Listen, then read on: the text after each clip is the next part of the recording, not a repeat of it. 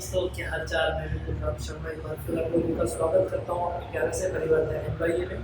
दोस्तों, बात करते हैं आज की क्लास के बारे में। तो आज लेकर आया हूँ मैं आप सभी विद्यार्थियों के लिए एक बहुत बेहतरीन सा टॉपिक, और जहाँ से आपके न्यूमेरिकल होने वाले हैं एकदम धुआंधार तरीके से सोल्व। ठीक है, तो चलिए आज का टॉपिक है हमारा संधारित्र। हमने ऑलमोस्ट कंप्लीट कर चुके हैं, एंड की तरफ चल रहा हूँ। आज इसका थ्योरी का लास्ट डे है। इसके बाद आपके न्यूमेरिकल की टाइप होंगे, उसके बाद न्यूमेरिकल स्टार्ट हो जाएंगे।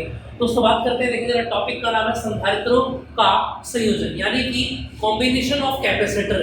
कहने का मतलब ये हुआ कि लास्ट टाइम मैंने आपको बताया था कि कोई भी एक संधारित्र क्या होता है, पॉजिटिव और सेम नेगेटिव प्लेटों से मिलकर बना होता है, जिनमें से एक को हम ए कह देते हैं, एक को बी कह देते हैं, और इसको मिलकर के धारिता बनती है सी, और सी बराबर क्या होता है, क्यू अपॉन बी।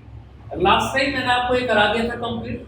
ठीक है, चलिए अब इससे आगे की बात को स्टार्ट करते हैं। देखिए जरा, आज का टॉपिक बड़ा ही गंभीर टॉपिक है, और यहाँ से न्यूमेरिकल के अंदर क्वेश्चन बनते हैं। संधारित्रों के संयोजन की अगर मैं बात करता हूँ तो याद रखना, यहाँ से 2 पॉइंट बनते हैं। पहला बनता है दोस्तों श्रेणी क्रम, जिसको हम बोलते हैं इन सीरीज। क्या बोलते हैं इसको? In series. क्लियर है? और सेकंड होता है समांतर क्रम। यहां तक की बात समझ में आ पा रही है, यानी कि इन पैरेलल।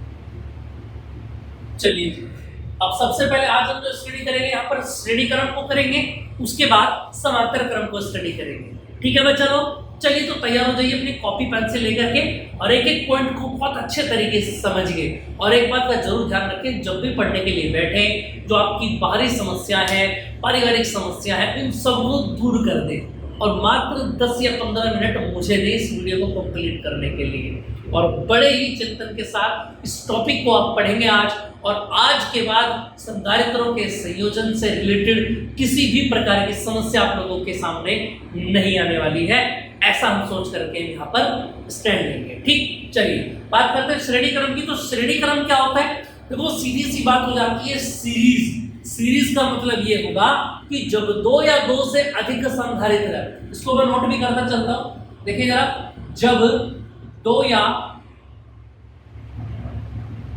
2 से अधिक संधारित्र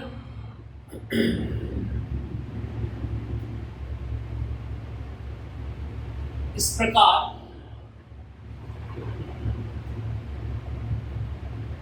संयोजित किए गए हों कि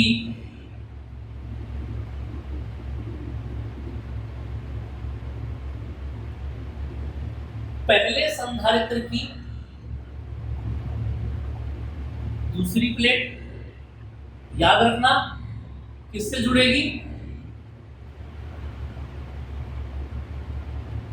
दूसरे संधारित्र की पहली प्लेट से, तथा क्लियर बात समझ में आ पा रही है, जो दूसरा संधारित्र होगा, दूसरे संधारित्र की दूसरी प्लेट,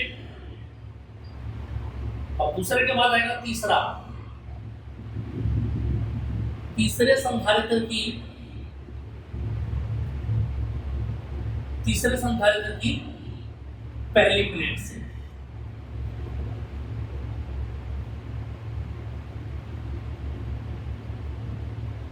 जुड़ी हो तो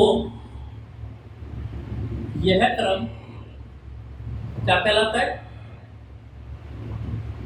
श्रेणी क्रम कहलाता है। याद हो गई बात सभी को? चलिए अब इसको थोड़ा सा एक्सप्लेन कर लेते हैं, कैसे? देखिए जरा, ये पहला संधारित्र मैंने जोड़ दिया, जिसकी प्लेट 1 + 1 माइनस, इसकी धारिता C1 कह दी। इसके बाद दूसरा संधारित्र, और इसके बाद तीसरा, और इसके बाद इन तीनों को एक बैटरी से जोड़ दिया, जिस पर 1 प्लस और 1 माइनस है। ये पहले की धारिता क्या होगी? C1, दूसरे की C2 और तीसरे की C3। इतनी बात क्लियर है? यहाँ तक किसी को कोई दिक्कत, किसी भी तरीके की कोई परेशानी हो किसी बच्चे को? क्लियर है? अब देखो ये जो मैंने थ्योरी लिखी है, लिखी कहां से है? मैंने क्या बताया, पहले संधारित्र की दूसरी प्लेट दूसरे संधारित्र की पहली प्लेट से, याद रखेंगे आप। उसके बाद दूसरे संधारित्र की दूसरी प्लेट तीसरे संधारित्र की पहली प्लेट से जोड़ी गई है। अगर इस तरीके से जोड़ा गया है, एक के बाद एक, एक के बाद एक, एक के बाद एक, तो क्रम कैसा होगा? याद रखेंगे दोस्तों, श्रेणी क्रम होगा, सीरीज में बोलेंगे। ठीक, चलिए जरा अब यहां से एक बात नोट करके लिखेंगे, क्या देखिए जरा, चूंकि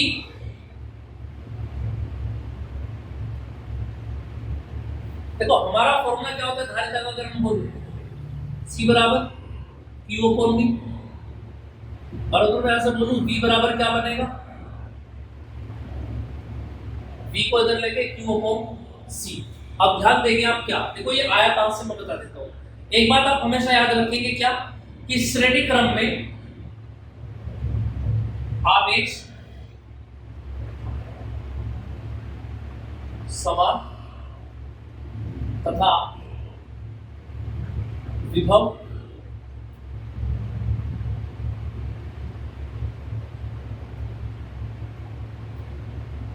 धारिता में विभाजित हो जाता है। क्लियर बात समझ में आ पा रही है? देखिए जरा कैसे, यहां से सबसे पहले अगर मैं बात करूंगा,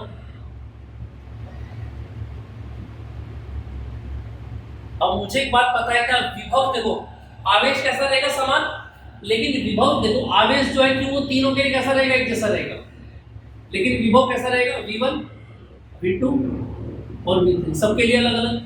तो अगर मैं बात करूंगा V1 बराबर, V बराबर कितना हो जाता है, V1 plus V2 plus V3, यानी V के लिए फॉर्मूला चाहिए, और मैंने आपको बताया C बराबर क्या होता है, Q अपॉन V। V से निकाला तो कितना आ गया, Q अपॉन C, यानी V1 अगर निकालूंगा तो Q अपॉन C1, V2 निकालूंगा तो Q अपॉन C2, और V3 निकालूंगा तो Q अपॉन C3। क्लियर है? ये सारे पॉइंट इसके अंदर होते थे। V की वैल्यू बोलो ऊपर से Q अपॉन C, ऐसा बोलो V1 की value Q upon C1, Q upon C2, Q upon C3। यहाँ तक की बात क्लियर है सभी को? चलिए देखिए जरा, Q अपॉन C बराबर Q बाहर ले लिया कॉमन, तो अंदर क्या आ गया, 1 upon C1 plus 1 upon C2 plus 1 upon, फिर सभी में Q है तो बाहर आ गया, Q से Q कैंसिल, तो 1 बाई C बराबर कितना आ गया, 1 upon C1 plus C2 plus C3।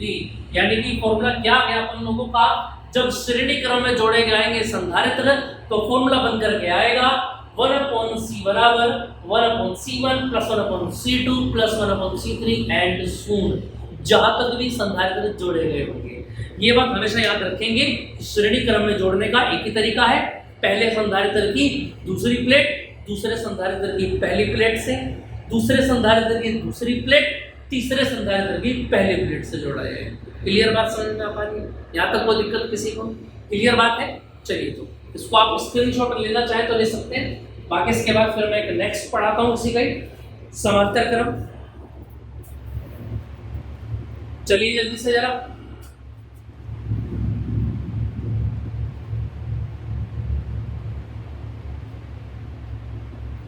चलिए जी अब आ जाता है इसी का समांतर क्रम। उसमें क्या देखेंगे हम, देखेंगे जरा, थोड़ा बहुत चेंज मिलेगा, इसी वीडियो में मैं कंप्लीट भी करा देता हूं। देखें जरा कैसे,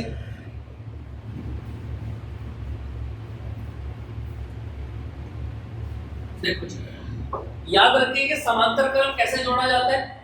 देखो पहले मैं जोड़ के बता देता हूं आपको।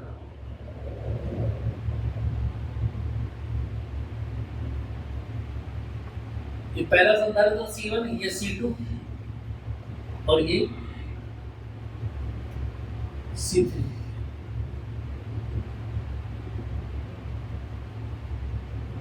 क्लियर? समझ में आ रही?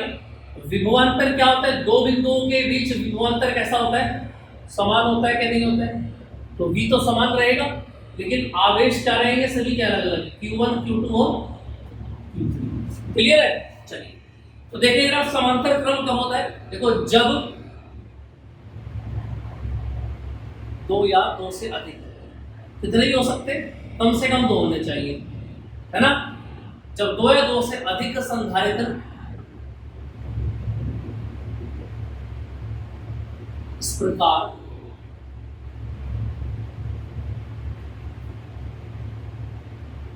जोड़े जाएंगे, इस प्रकार जोड़े जाएंगे कि सभी संधारित्रों की पहली प्लेटें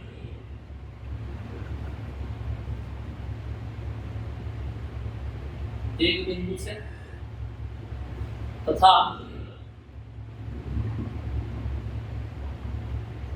दूसरी प्लेटें दूसरे बिंदु से, तो यह समांतर क्रम कहलाता है। क्लियर है जी? इसी तरीके से बिल्कुल ऐसे ही आपको नोट्स बना लें। और यहां से एक बात याद रखेंगे क्या, चूंकि